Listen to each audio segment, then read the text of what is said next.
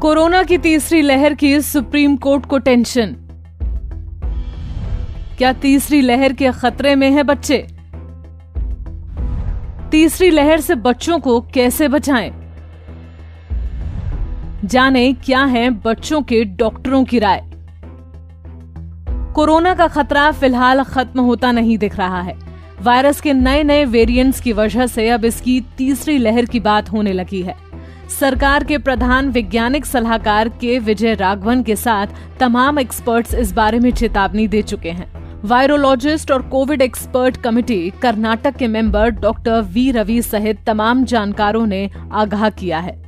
Doctor V Ravi ने कहा कि कोरोना की तीसरी लहर से बच्चों को ज्यादा खतरा हो सकता है। इसकी वजह यह है कि जब तक देश में तीसरी लहर दस्तक दे तब तक ज्यादातर वयस्कों को कोरोना का कम से कम एक टीका लग चुका हो। ये केंद्र और राज्य सरकारों के लिए मजबूत रणनीति बनाने का समय है।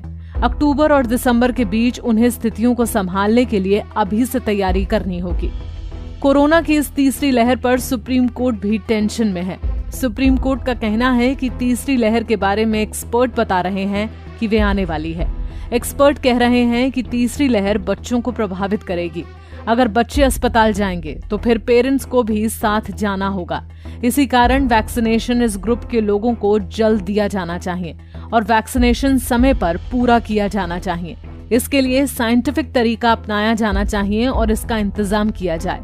अगर हम अभी तैयारी करेंगे तो हम स्थिति से निपट पाएंगे। महाराष्ट्र में बच्चे भी तेजी से हो रहे संक्रमित। बच्चों में खांसी, जुकाम के साथ पेट की समस्याएं हैं लक्षण। महाराष्ट्र में कोरोना वायरस से संक्रमित होने वाले बच्चों की संख्या में तेजी से इजाफा हो रहा है।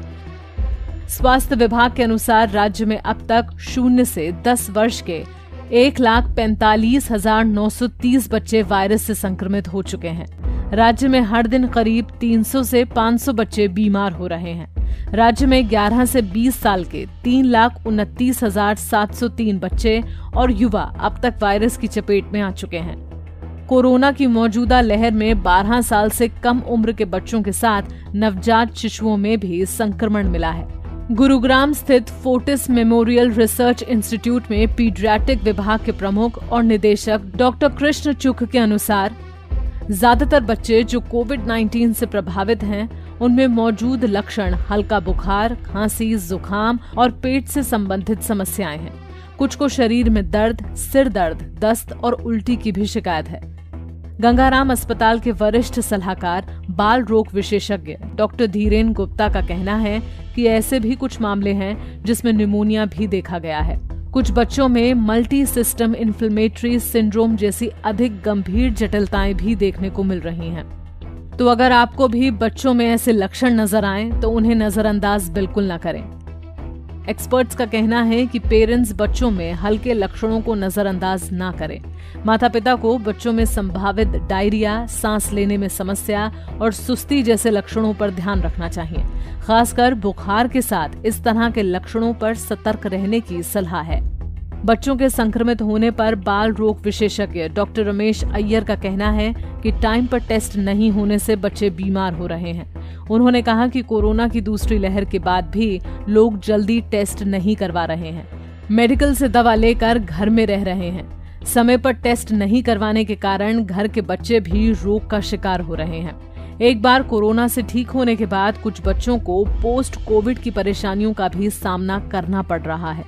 बच्चों में ऐसी समस्याओं को पहचानने में माता पिता को सावधानी बरतनी चाहिए और बिना डॉक्टर के सलाह कोई दवा जैसे एंटीवायरल ड्रग्स, स्टेरॉइड्स, एंटीबायोटिक्स आदि बिल्कुल ना लें। आपको बताते हैं कि कैसे बच्चों को कोरोना की तीसरी लहर से बचाएं। संक्रमण के दौरान बच्चों को रखें दूर। बच्चों को मास्क जरूर पहनाएं।